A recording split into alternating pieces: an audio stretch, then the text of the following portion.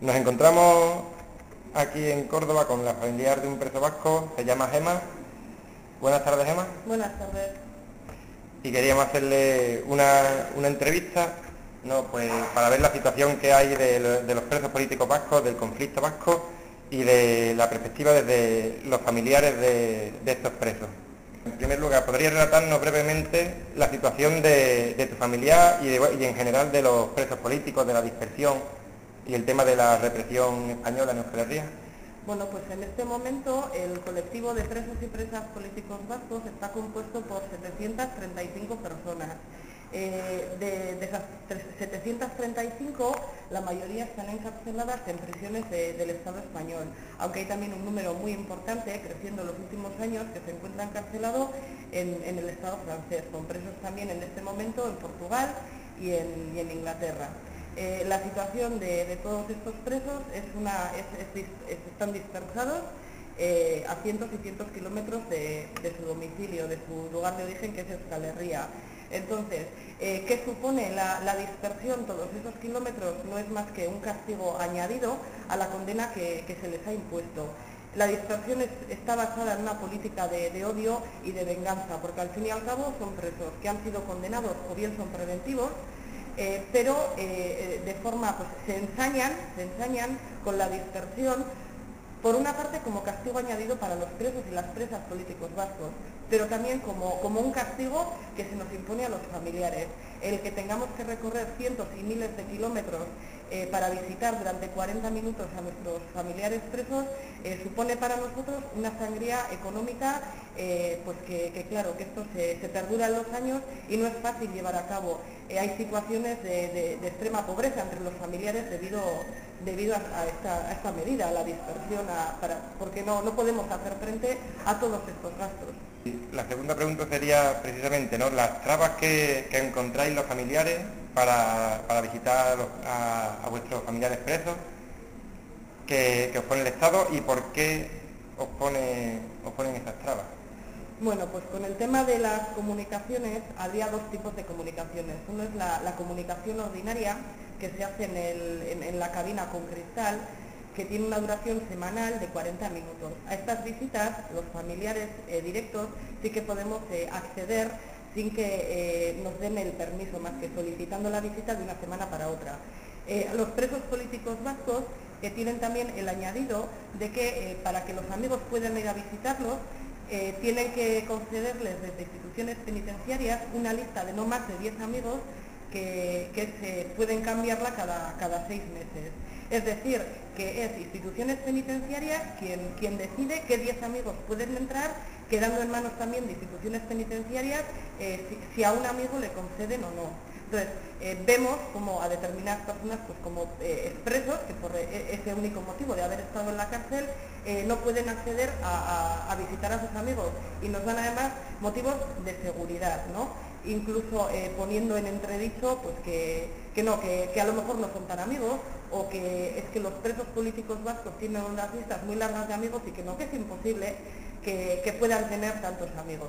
Al final es otra vez el cargar sobre el familiar toda la carga económica y toda la carga de los viajes, reduciendo las visitas de amigos y eso, el volver a llenar un poco más todavía, si cabe, el saco que tenemos que soportar los familiares. Luego, las otras comunicaciones serían las comunicaciones especiales, que ahí estamos hablando del vis-a-vis, donde depende en qué cárceles, en unas hora y media, en otras durante 2 horas, el contacto con el preso es directo, no hay cristales de por medio. Desde octubre nos estamos encontrando en la mayoría de las cárceles del Estado español, que para poder acceder a estas visitas, a estos vis-a-vises, nos quieren someter a un castigo con palpación. Nuestra postura como familiares y la postura de ellos como presos y presas es negarnos, es decir, no estamos dispuestos a aceptar una imposición, porque entendemos que además es una imposición política, algo que no ha sido necesario hasta ahora, de repente lo han convertido en imprescindible. Entonces no estamos dispuestos a dejarnos tocar porque no lo vemos necesario. En ningún momento nos oponemos a ser carceados, por métodos electrónicos. Jamás nos hemos negado a pasar por un arco, si nos ha picado algo de metal nos lo hemos quitado para poder acceder al vis a vis, y jamás nos hemos negado a ser cacheados con una raqueta. No vamos a pasar ni por cacheos con palpaciones que empiecen a tocarnos, ni por supuesto con desnudos integrales. Nos parece algo innecesario y que no garantiza nuestra integridad. Bueno, ¿y cómo calificaría el respeto a los derechos humanos, visto lo visto, en el Estado español, bueno, y en el resto de las cárceles que no son del Estado español, donde también hay presos políticos? Bueno, pues hablar de derechos humanos en esta situación es un poco irónico, ¿no? Pues porque esa sería la pregunta. ¿Dónde se guardan los derechos humanos de los presos y nosotros, sus familiares, cada vez que tenemos que coger un coche para recorrer 2.000 kilómetros entre ida y vuelta, con el riesgo que eso supone? Son ya muchos familiares que se han quedado en la carretera y no son accidentes de tráfico, no son fortuitos, ¿no? Es algo muy premeditado y muy pensado. Por lo tanto, el hablar de derechos humanos, mientras este tipo de situaciones se mantengan y además se den condiciones que favorezcan para que continúen, no tiene sentido para nosotros el que nadie nos dé lecciones de derechos humanos. Bueno, y también los derechos humanos en Euskal Herria, ya un poco más a nivel general, respecto a la ley de partido, ¿no? A lo que llaman el entorno, ¿no? Parece que el entorno de ETA llega hasta Venezuela, ¿no? Incluso a Hugo Chávez le quieren decir que es el entorno de ETA, ¿no? O incluso las palizas que reciben los presos una vez que tienen incomunicaciones dentro de las cárceles, o el cierre de ricotabernas, o el cierre de periódicos y encarcelamiento de periodistas, ¿no? ¿Cómo se ve desde los familiares de presos que, bueno, ya se ven vulnerados, pero a partir de esta medida, ¿cómo lo ves? Pues sí, efectivamente, como tú comentabas, el entorno de ETA es algo que pues, es amplio, no tan amplio como quieran hacerlo. Pues porque, claro, todo lo que les huele a vasco, para muchos ya es ETA. Entonces, ¿qué pasa? Que eso del entorno de ETA está, digamos, tocando a colectivos que para... Es más, por ejemplo, ahí tenemos el caso de Egunkaria, ¿no? Ha sido un proceso donde se les ha acusado bien de pertenencia o bien de colaboración con ETA y después de un montón de tiempo resulta que dicen que no había ninguna base que fundamentara las acusaciones. Pero claro, durante todos estos años, pues creo que es muy grave el que un medio de comunicación se haya cerrado. Y por ejemplo, un tema, digamos, mucho más relacionado, ¿no?, con los propios familiares de presos y presas políticos vascos, sería la asociación Etxerat, que es la asociación donde estamos todos los familiares de presos políticos vascos. También a nosotros, también a Etxerat, también se nos quiere ilegalizar, ¿no? De hecho, se nos amenaza continuamente con el tema de ilegalizarnos. Etxerat es una organización ya no solo legal, que por supuesto lo es, tenemos incluso nuestros estatutos, pero es una organización que todo su trabajo es público.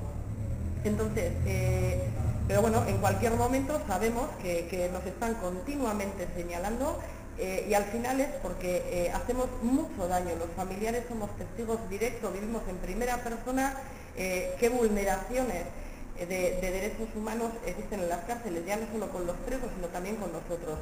Y estamos continuamente denunciando todos los días en todos los pueblos y barrios de Euskal Herria y somos molestos, no quedamos bien en una encartelada con las fotos de nuestros familiares y denunciando una realidad que claro, como sabemos muy bien, vivimos de primera mano, pues somos los mejores testigos para poder salir a la calle y denunciarlo, y eso es en definitiva lo que les molesta.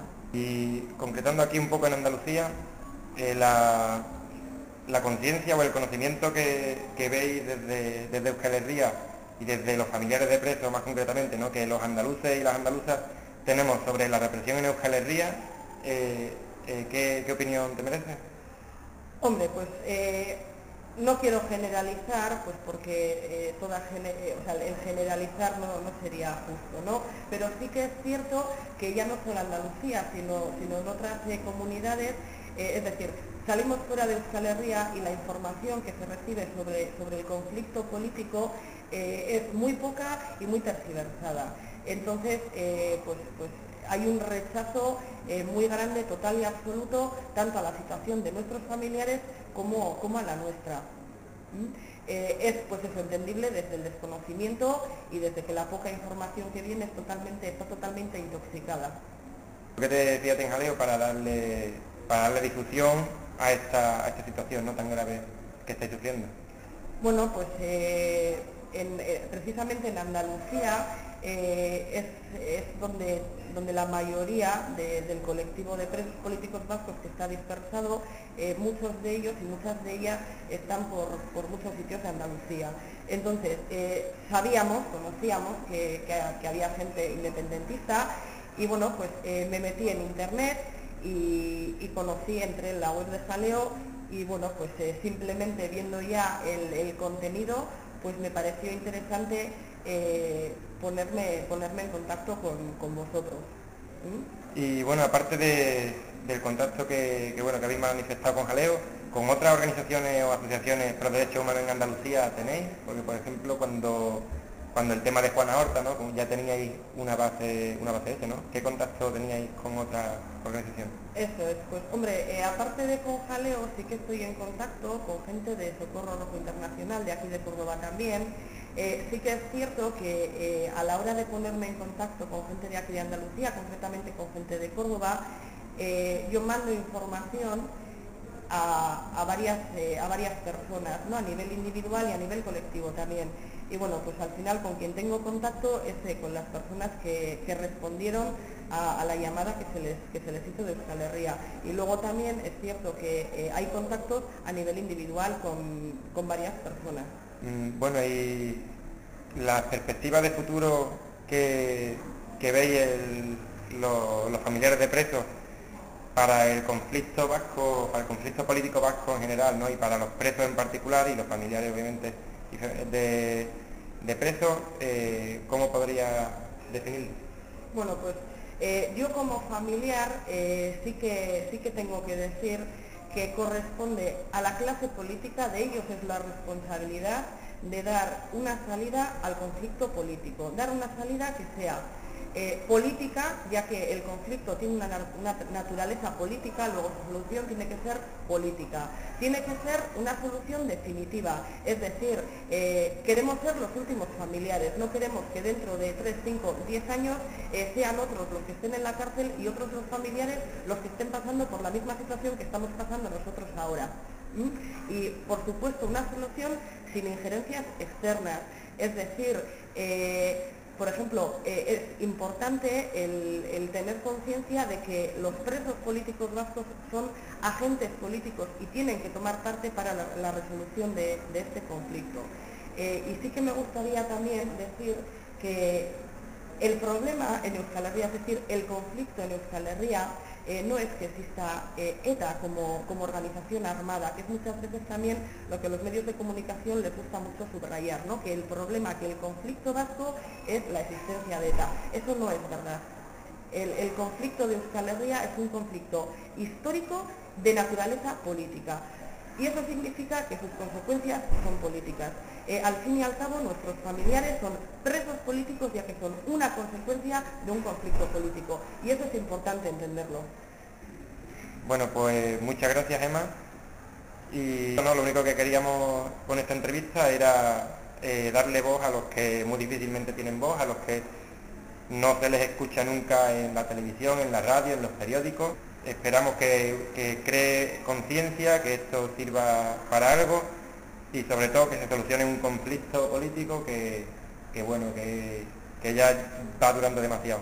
Y bueno, ¿qué quiere decir algo último? Pues simplemente agradeceros a Jaleo la oportunidad, como tú decías, que no tenemos todos los días, de que nos pongan un micrófono y de forma con total libertad el poder expresarnos y contar nuestra vivencia, agradeceroslo y sí que me gustaría como anécdota el contar cómo intentan también deshumanizar el conflicto, es decir, cuando los funcionarios ven que a pesar de que seguimos yendo a los bises sabiendo que nos vamos a negar a entrar porque no vamos a pasar por un cacheo con palpación, no vamos a aceptar la imposición, incluso en alguna cárcel nos han llegado a decir pero bueno, si ya sabe usted que no va a entrar, ¿cómo sigue viniendo? Es decir, yo no sé dónde estaban estas personas cuando se repartió la dignidad. Creo que, pues bueno, pues a lo mejor si algo les podemos enseñar, es tanto nuestros familiares como nosotros desde fuera, es que pues la dignidad que estamos teniendo en todas estas vivencias. Pues sí. ¿Algo más? Pues muchísimas gracias. Pues bueno, esto es todo y que siga la lucha. Yo Euskal Herria Eskatuta y viva Andalucía libre y socialista.